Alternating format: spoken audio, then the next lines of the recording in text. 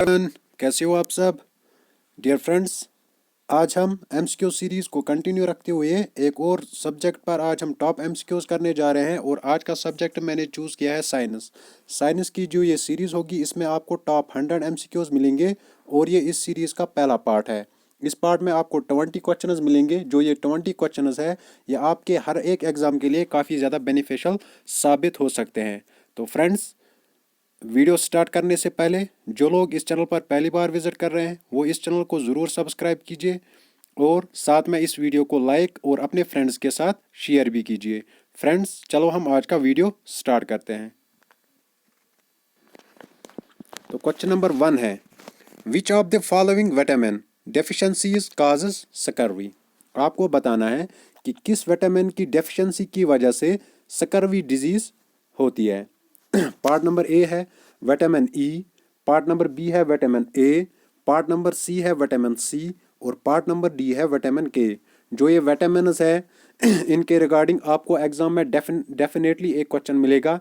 वहाँ से आपको कोई विटामिन दिया गया होता है, उसके रिगार्डिंग आपको डेफिशिएंसी डिजीज़ या डेफिशिएंसी डिजीज़ दी गई होगी। आपको बताना है कि ये किस विटामिन की डेफिशिएंसी की वजह से होता है। तो क्वेश्चन नंबर 1 जो है इसका आंसर आएगा पार्ट नंबर सी। देखो, जो सकरवी डिजीज है ये किस विटामिन की डेफिशिएंसी की वजह से होता है? विटामिन सी की वजह से। देखो, सकरवी जो होता है it happens due to the lack of vitamin C. जो ये विटामिन सी है इसको हम एस्कॉर्बिक एसिड भी बोलते हैं। इसकी वजह से क्या होता है, कौन से सिम्टम्स इसके होते हैं? वीकनेस है, एनीमिया होता है, गम डिजीज होती है और स्किन प्रॉब्लम्स होती है जब हमारी बॉडी में किसकी डेफिशिएंसी होगी? विटामिन सी की। Question number 2. The amount of electric current flowing per unit area is called. आपको बताना है amount of electric current जो फ्लो क्या होता है पर यूनिट एरिया, उसको हम क्या बोलते हैं? Electrical resistivity, current density, electrical potential, electrical power. तो क्वेश्चन नंबर 2 जो है इसका आंसर आएगा part number B, current density. Current density क्या होता है? Amount of electric current flowing per unit area, इसको हम क्या बोलते हैं? Current density. देखो, जो ये करंट डेंसिटी है इसका base unit, SI base units में इसका यूनिट क्या आता है? एम्पियर्स पर स्क्वायर मीटर। ठीक है, एम्पियर्स पर स्क्वायर मीटर ये इसका एसआई यूनिट है। Question number 3, which of the following vitamins is also known as ascorbic acid. आपको बताना है कि किस विटामिन का दूसरा नाम क्या है? Ascorbic acid. जो ये विटामिन्स है इनके और भी नाम होते हैं, तो आपको सारे विटामिन्स जो है विटामिन ए, विटामिन डी, विटामिन के, इनके सारे जो ये दूसरे नाम होते हैं वो भी याद रखने हैं और इनकी वजह से जो डेफिशिएंसी डिजीज होती है वो भी आपको याद रखनी है। आपको बताना है कि किस विटामिन को हम एस्कॉर्बिक एसिड बोलते हैं। तो ये इसका आंसर मैंने ऊपर भी बता दिया है। विटामिन सी को हम क्या बोलते हैं?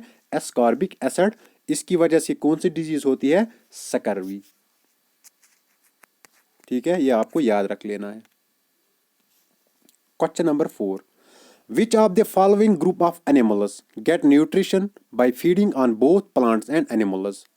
आपको बताना है कि कौन से एनिमल्स अपनी न्यूट्रिशन कहाँ से हासिल करते हैं? By feeding on both plants से भी और एनिमल्स से भी। पार्ट नंबर ए है ऑटोट्रॉफ्स, पार्ट नंबर बी है ओमनिवर्स, पार्ट नंबर सी है हर्बीवर्स, पार्ट नंबर डी है कार्निवर्स।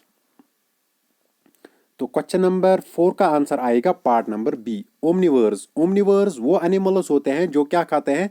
प्लांट्स भी खाते हैं और एनिमल्स भी खाते हैं। फॉर एग्जांपल अगर हम बियर लेंगे, ठीक है, बियर जो है ये गोश्त भी खाता है और ये प्लांट्स भी खाता है। ऑटोट्रॉफ्स वो होते हैं जो अपना गुज़ा खुद तैयार करते हैं। हर्बीवर्स वो होते हैं जो सिर्फ क्या खाते हैं? प्लांट्स। और कार्निवर्स वो होते हैं जो सिर्फ क्या खाते हैं? एनिमल्स। ठीक है, ये अभी आपको याद रख लेना है, न्यूट्रिशन के रिगार्डिंग ये क्वेश्चन है। Question number 5, mole is the SI unit of which among the following. आपको बताना है कि मोल जो है ये किसका एसआई यूनिट है? पार्ट नंबर ए है electric current, part number B है potential difference, part number C है luminous intensity, part number D है अमाउंट ऑफ सब्सटेंस। तो क्वेश्चन नंबर 5 का आंसर आएगा पार्ट नंबर डी। जो मोल है ये किसका एसआई यूनिट है? ये है अमाउंट ऑफ सब्सटेंस, इसका एसआई यूनिट क्या है? मोल है। क्वेश्चन नंबर 6 इजी क्वेश्चन है। Light year is the unit of which among the following? Light year आपको बताना है कि ये किसका यूनिट है? Velocity, time, distance, volume. तो क्वेश्चन नंबर 6 का आंसर आएगा डिस्टेंस। आपके लिए क्वेश्चन है 1 लाइट ईयर, ये आपको बताना है कि ये किसके बराबर होता है। ये आप कमेंट सेक्शन में इसका आंसर बता दीजिए, ठीक है। लाइट ईयर आपको याद रखना है, लाइट ईयर किसका यूनिट है? ये डिस्टेंस का यूनिट है। Question number 7 which type of energy source is tidal energy? आपको बताना है टाइडल एनर्जी ये कौन सा एनर्जी रिसोर्स है? Conventional, non renewable, exhaustible, non conventional. तो क्वेश्चन नंबर 7 का आंसर आएगा पार्ट नंबर डी। जो टाइडल एनर्जी है ये क्या है? ये नॉन कन्वेंशनल या हम इसको बोलते हैं रिन्यूएबल सोर्स ऑफ एनर्जी, ठीक है। टाइडल एनर्जी ये रिन्यूएबल सोर्स ऑफ एनर्जी या ये non conventional source of energy है। Question number 8 which among the following is also known as black gold?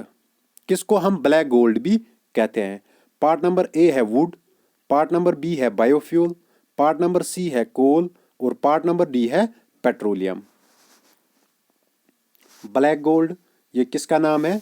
ये पेट्रोलियम का नाम है। ब्लैक गोल्ड ये याद रख लेना है, किसको हम ब्लैक गोल्ड कहते हैं? इसको हम पेट्रोलियम जो है इसको हम क्या कहते हैं? Black gold. Question number 9 in which continent is ozone hole found for the first time? आपको बताना है कि किस कंटिनेंट में ओजोन होल पहली बार पाया गया था? North America, Africa, south America, Antarctica. तो क्वेश्चन नंबर 9 का आंसर आएगा पार्ट नंबर डी। और ये कब फॉर्म हुआ था? ज्यूरिंग 1980s, ठीक है। 1980s में, शायद 1982 में ये फॉर्म हुआ था। कहाँ पे? अंटार्कटिका। क्या हुआ था फॉर्म वहां पे? ओजोन होल फॉर्म हुआ था first time. Question number 10 the relationship between which two gas variables is shown by Charles law? आपको बताना है कि किन दो गैस वेरिएबल्स के दरमियान जो रिलेशनशिप होती है वो चार्ल्स लॉ शो करता है? Pressure and volume, pressure and temperature, temperature and volume, all of the above.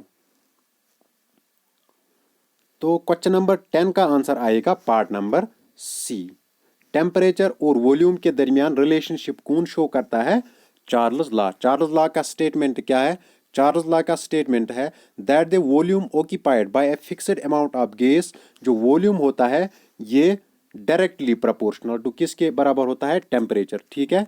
Volume is directly proportional to temperature if the pressure, जब हम प्रेशर क्या रखते हैं? कांस्टेंट रखते हैं।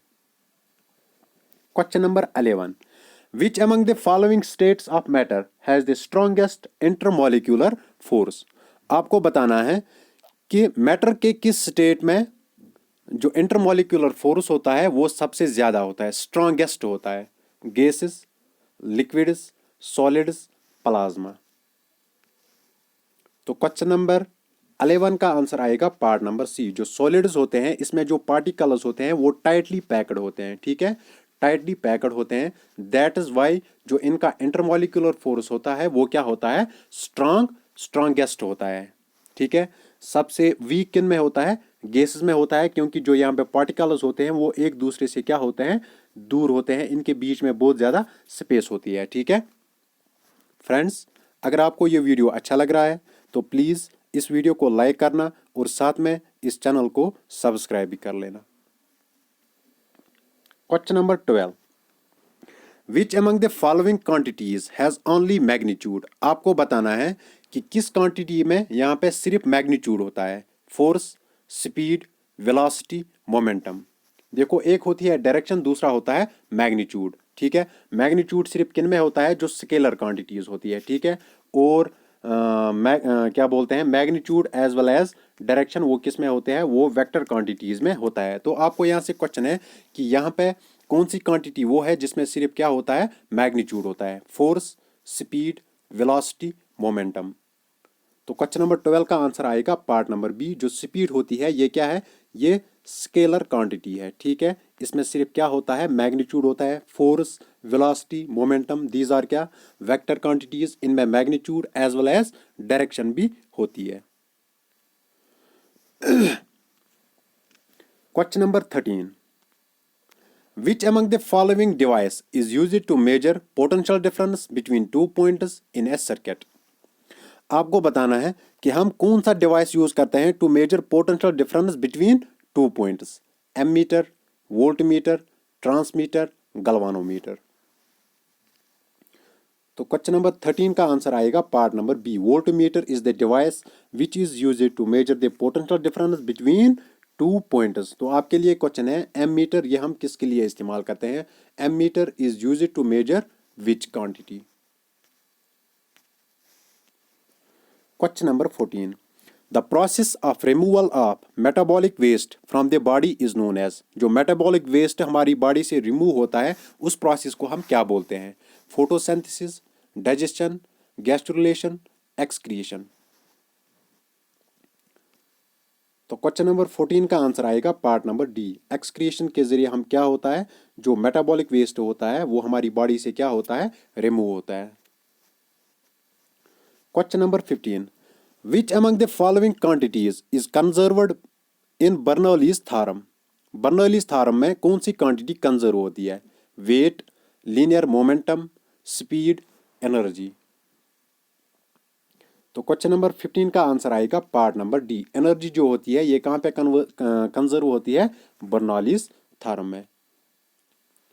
Question number 16, in which layer of the earth's atmosphere do precipitation occur. आपको बताना है कि एटमॉस्फेयर के किस लेयर में प्रेसिपिटेशन होती है? Troposphere, exosphere, ionosphere, thermosphere. Question number 16 का आंसर आएगा पार्ट नंबर ए, ट्रोपोस्फेयर। इसमें क्या होता है, इसमें प्रेसिपिटेशन ओकर होती है। Question number 17, which of the following radiations has the highest penetrating power. आपको बताना है डिफरेंट टाइप्स ऑफ रेडिएशंस होती है, like infrared, gamma, alpha, beta. आपको बताना है कि किन रेडिएशंस का पेनिट्रेटिंग पावर सबसे ज्यादा होता है। Infrared, gamma radiations, alpha radiations, beta radiations. तो क्वेश्चन नंबर 17 का आंसर आएगा पार्ट नंबर बी। जो गामा रेडिएशंस है इनका पेनिट्रेटिंग पावर जो होता है ये सबसे ज्यादा होता है। Question number 18, what is the chemical symbol of iron. Iron की आपको केमिकल सिंबल बतानी है। IR, FE, CU, IN। तो क्वेश्चन नंबर 18 का आंसर आएगा part number B, FE। FE is the symbol of iron. Question number 19, which of the following states of matter has the lowest density. आपको बताना है कि matter के किस state की डेंसिटी सबसे कम होती है? Gases, solids, liquids, plasma. तो क्वेश्चन नंबर 19 का आंसर आएगा पार्ट नंबर ए। जो गैसेस होती है इनकी डेंसिटी सबसे कम होती है और जो सॉलिड्स होती है इनकी डेंसिटी सबसे ज्यादा होती है। और आपको ये भी याद रखना है, सॉलिड्स में जो पार्टिकल्स होते हैं उनका इंटरमॉलिक्यूलर फोर्स वो स्ट्रांगेस्ट होता है और गैसेस में सबसे लोवेस्ट होता है। It is because of density. Question number 20, the oxygen released by green plants during photosynthesis comes from. Green plants photosynthesis में जो ऑक्सीजन रिलीज करते हैं वो कहाँ से आता है? Carbon monoxide, carbohydrate, water, carbon dioxide. तो क्वेश्चन नंबर 20 का आंसर आएगा part number C, water. The oxygen released by green plants during photosynthesis वो कहाँ से आता है? वो वाटर से आता है। तो फ्रेंड्स, जो ये टॉप 100 MCQ सीरीज साइंस की थी ये इसका आज का पहला वीडियो है। आप कमेंट सेक्शन में ज़रूर बताना कि मैं इस सीरीज़ को कंटिन्यू रखूं या इस सीरीज़ को यहीं पर स्टॉप करूं, क्योंकि मैं सोच रहा था कि साइंस के रिगार्डिंग मैं आपको टॉप 100 MCQs दूंगा और जो ये MCQs होंगे इनके एग्जाम्स में आने के चांसेस बहुत ज़्यादा हाई है और इससे आपको थोड़ा बहुत अंदाज़ा भी होगा कि एग्ज़ाम में किस तरह के क्वेश्चंस पूछे जा सकते हैं। तो फ्रेंड्स, आज के लिए इतना ही। मिलते हैं किसी नेक्स्ट वीडियो में, तब तक के लिए खुदा हाफिज़।